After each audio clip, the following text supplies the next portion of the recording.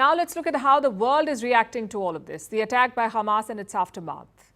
The Israel-Hamas war has divided the world. There are three distinct camps now. First, the West. They firmly back Israel. The Western camp has America and Europe. They support Israel and its right to defend itself.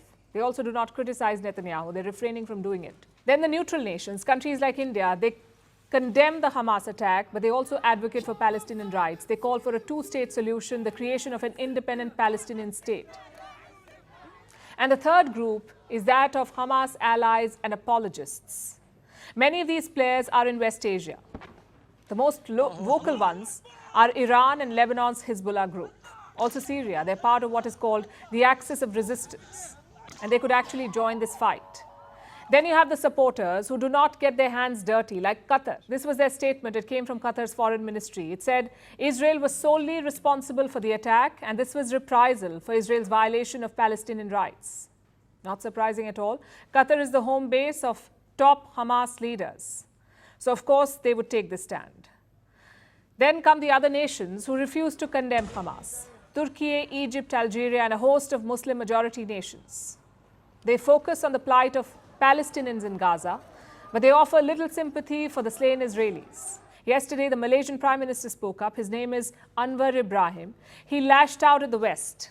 He said that he rejects Western pressure to condemn Hamas and that Malaysia has a relationship with Hamas which will continue. Then you have South Africa, a historical supporter of the Palestinian cause. Their president, Cyril Ramaphosa, made a speech while wearing a Palestinian scarf on Saturday. Ramaphosa said his government had expressed their condolences for both Israelis and Palestinians, but instead of Hamas, it was Israel that was the object of his ire. Same with Colombia.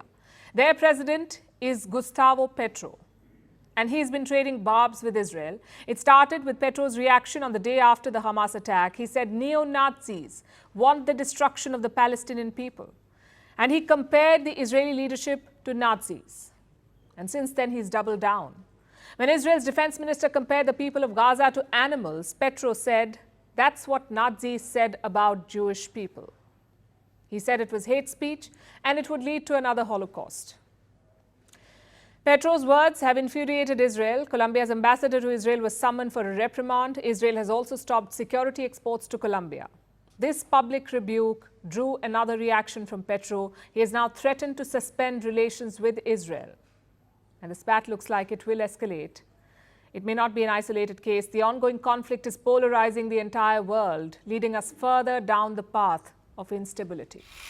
North Korea has claimed the outbreak of nuclear war is becoming a reality as it's threatened to stage the most powerful and rapid first strike against US strategic assets deployed to the Korean Peninsula. This intensification of aggressive rhetoric was provoked by the arrival of the nuclear-powered aircraft carrier, the USS Ronald Reagan in South Korea.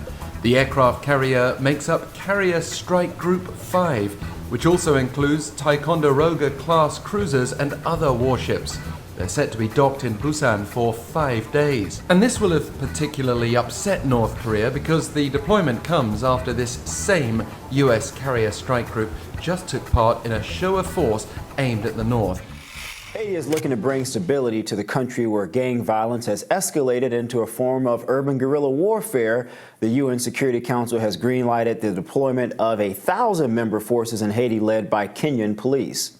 Joining us now to discuss is English language editor at Haiti Liberté, Kim Ives. Help us parse through what all of this actually means for Haiti and U.S. relations. Well, this is going to be the third U.S. sponsored foreign intervention into Haiti in 3 decades, if it comes to pass. And it is essentially created this proxy in Kenya to lead the force because they didn't want to do it. The Canadians refused, the Jamaicans refused. So the Kenyans stepped up, or I should say they were bribed to do so. And now the U.S. will be running the show, paying for the show, but the Kenyans will be the blackface in front. And it's really a recipe for disaster. Can you really explain to the audience why we've sort of seen this shift after the assassination of the former president, and why has it been so difficult for the PM to sort of coalesce the country together to decrease this level of violence we're seeing? Well, first, he has zero legitimacy, no popularity. The population hates him. And furthermore, the assassination, which has the fingerprints of Washington all over it, was abetted by Ariel Henry. He was making phone calls to the guys who told the Colombians to shoot Moise at 1 in the morning. At 4 in the morning, Ariel Henry was talking on the phone with him. He claims he doesn't remember the calls, even though they amounted to 7 minutes. So the population completely despised Ariel Henry.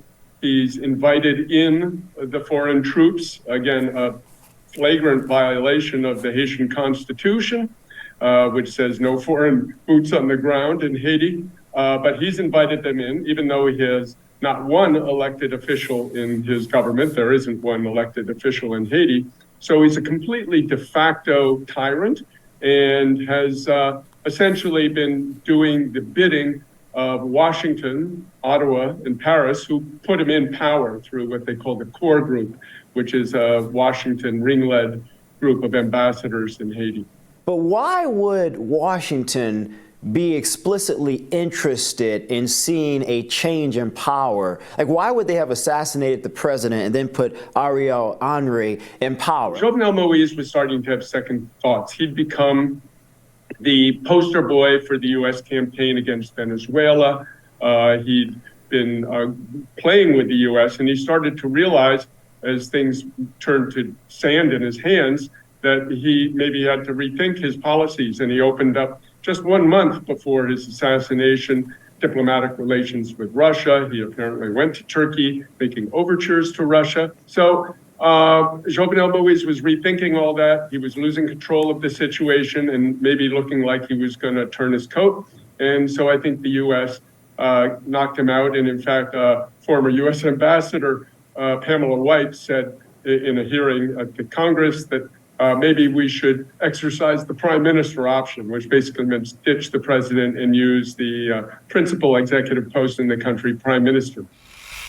Tuareg armed groups gathering in Mali's northern city of Kidal, preparing for a confrontation with Malian soldiers and Russian fighters heading their way. UN peacekeepers known as MINUSMA are leaving the city, saying there is no peace for them to keep.